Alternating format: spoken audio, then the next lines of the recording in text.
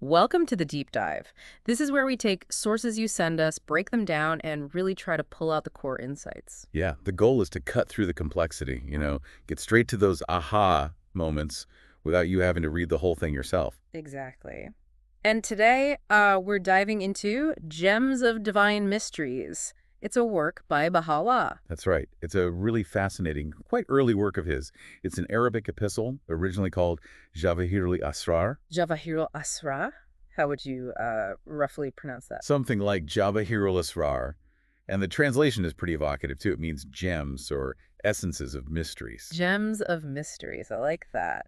So tell us about the background. When was this written? Well, this comes from Baha'u'llah's time in Iraq during his exile there. That was about a decade-long period. Exile. Okay. So probably a difficult time. Definitely a time of immense hardship for the Babi community then. But interestingly, it was also the period where Baha'u'llah's own distinct mission began to gradually unfold. So challenges, but also emergence. Precisely. Yeah. Shoghi Effendi actually described this period as uh, radiating power and glory. He said it revitalized the Babi faith, even with all the difficulties. Wow. Yeah, he noted that Baghdad was where the initial energies of Baha'u'llah's revelation started to flow, a revelation that would, eventually grow even beyond the Babs in scope. It's amazing how those periods of pressure can sometimes lead to incredible breakthroughs, isn't it?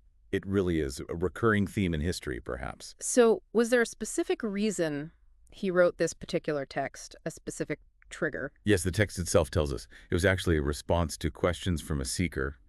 His name was Sayyid Yusufi Sidi Fahani. Sidi Yusuf, okay. And he Right. was based where? He was living in Karbala at the time.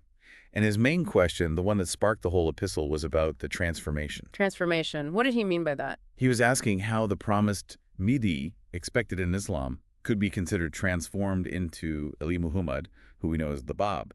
That was a big theological sticking point for many. Ah, I see. So a question about identity and fulfillment of prophecy, really. Exactly. How does the promised one return? Does it have to be literally the same person? Or is it about the return of the same spirit in station? Okay, so that specific question kind of opened the door for Baha'u'lláh to discuss a much broader themes. That's exactly what he says in the introduction. He mentions that Sayyid Yusuf's query was a chance to elaborate on lots of beneficial subjects. Beneficial for whom? Well, for seekers, people just starting their spiritual journey, but also for those who had already reached a certain level of spiritual understanding. It shows Right. how one good question can unlock so much. Yeah, that's great. Okay, so let's get into some of those beneficial subjects. What are the main themes we'll find in Gems of Divine Mysteries? Well, one big one is looking at why past prophets were so often rejected. It's a pattern, right? Definitely a pattern. So he explores the reasons behind that. Yes, he offers some pretty profound insights. And connected to that is the danger of interpreting scripture only literally. The literal interpretation trap. Exactly. Baha'u'lláh points to this as a major reason people fail to recognize a new divine messenger when they appear. They're stuck on the old words, the old forms. That makes sense. It's easy to get stuck on the surface level, isn't it? And miss the deeper meaning. It really is. And this applies beyond just religious texts, Any kind of rigid thinking can limit understanding. Sure. What else? He also talks about the symbolic meaning of signs and prophecies, especially those in the Bible that relate to the coming of a new manifestation of God. Like the sun darkening and stars falling, that kind of thing. Precisely those sorts of things. Yeah. He explains them not as literal astronomical events necessarily, but as powerful symbols pointing to the end of an old spiritual era and the dawn of a new one. A spiritual shift, not just a physical one. Correct. And that ties into another core principle, the continuity of divine revelation. The idea that God's guidance isn't just a one-off event, but it's an ongoing process throughout history. Always unfolding. Always unfolding, yeah.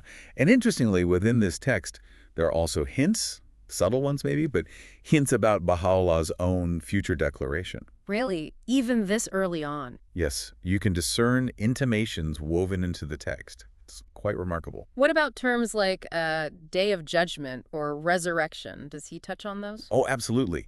He delves into the deeper spiritual meaning of those terms. Often, he explains, they refer to spiritual awakening, recognizing the new messenger, or conversely, spiritual death for failing to do so, not just end-of-the-world physical events. So it's more about a personal and collective spiritual reckoning. That's a good way to put it, a transformation of understanding. And speaking of transformation, he also outlines the path of the spiritual seeker. How does he do that? Through this really beautiful metaphor of symbolic cities, these represent stages the soul passes through on its journey towards God. Cities, like metaphorical milestones. Exactly. The first one he mentions is the Garden of Search. This is where the seeker has to really make an effort to detach from everything else, old beliefs, worldly distractions, and focus only on seeking the truth, seeking God. Detachment and active seeking. Okay. Yeah, these cities provide a kind of map for inner growth, for spiritual development. It sounds like Gems of Divine Mysteries, despite being an early work, is incredibly rich and foundational. It absolutely is. It's considered one of the really significant early outpourings from Baha'u'llah's pen during that key period in Baghdad. And it connects to his later major works. Definitely.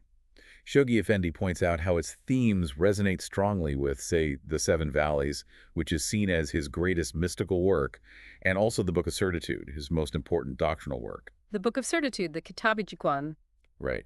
In fact, Shoghi Effendi suggests that Gems of Divine Mysteries is actually one of the Arabic tablets that Baha'u'lláh himself refers to within the Book of Certitude. Wow, okay, so it really provides essential context for understanding the whole arc of his revelation. It really does. It's a crucial piece of the puzzle. Okay, so as we kind of wrap up our deep dive here into Gems of Divine Mysteries, what are the big takeaways, the key insights listeners should hold on to?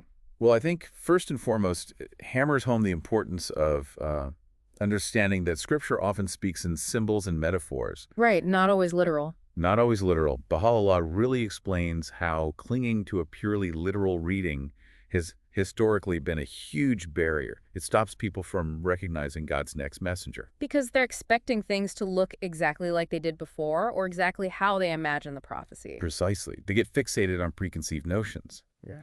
And that leads directly to that central theme we talked about, transformation. The return of the promised one, but maybe in a different way. Yeah, maybe with a different name, a different human temple, but the same divine spirit. The text really addresses that challenge.